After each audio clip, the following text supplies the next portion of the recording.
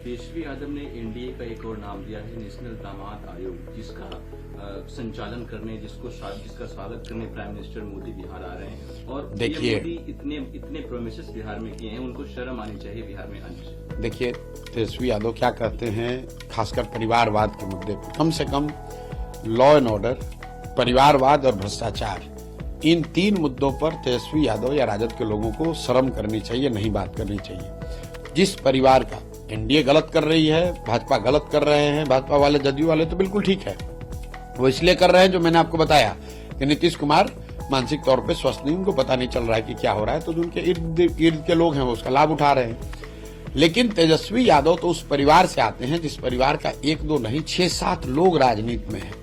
कोई एमएलए है, कोई एमपी बनने का प्रयास किया, कोई किसी दूसरे संगठनात्मक संगठन के जगह पर है। तो जो लोग परिवारवाद के पुरोधा हैं बिहार में, जो भ्रष्टाचार के सबसे बड़े जनक हैं, जो यहाँ अपराध तंत्र को बनाने चलाने वाले लोग हैं, वो लोग इन बातों पर टिप्पणी करते हैं तो बड़ी हंसी आती है। सर, ये बिहार की राजनीति में परिवारवाद इतना हावी क्यों है? और साथ में तेजस्वी यादव बीजेपी को कहते हैं, बीजेपी के लोग तेजस्वी यादव को कहते हैं, तो ये इसलिए है, ये लालू और तेजस्वी और भाजपा की बात नहीं है। बिहार, जब मैंने ये जन स्वराज अभियान शुरू किया तो मैंने एक यहाँ अध्ययन कराया जिसमें ये देखा कि कुल 1250 परिवार के लोग ही आज तक बिहार में पिछले 25-30 वर्षों में एमएलए एमपी बने हैं। आप चाहे किसी भी दल के हों, किसी वर्ग के, किसी जाति के हों, कुल 1250 परिवार के लोग ही बिहार में पिछले 30-35 साल में एमपी एमएलए बने हैं। लोग जैसे समझते हैं कि भाजपा परिवारवाद पार्टी नहीं है, तो मान लीजिए कि उन्हीं का एग्जाम्पल ले लीजिए। लालू की एक पार्टी में परिवारवाद है तो सब जानता है।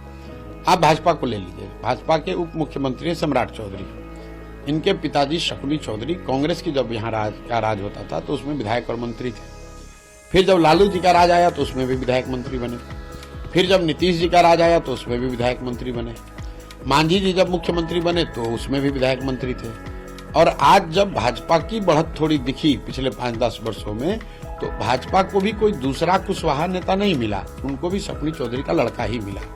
तो ये हर विधानसभा क्षेत्र में, हर लोकसभा क्षेत्र में बिहार में आप देखेंगे 4-5 परिवार हैं, वही घूम फिर के वही किसी न किसी दल से लड़ते हैं, वही जीतते हारते हैं। उसी को तोड़ने के लिए तो जन स्वराज जैसी व्यवस्था बनाई जा रही है।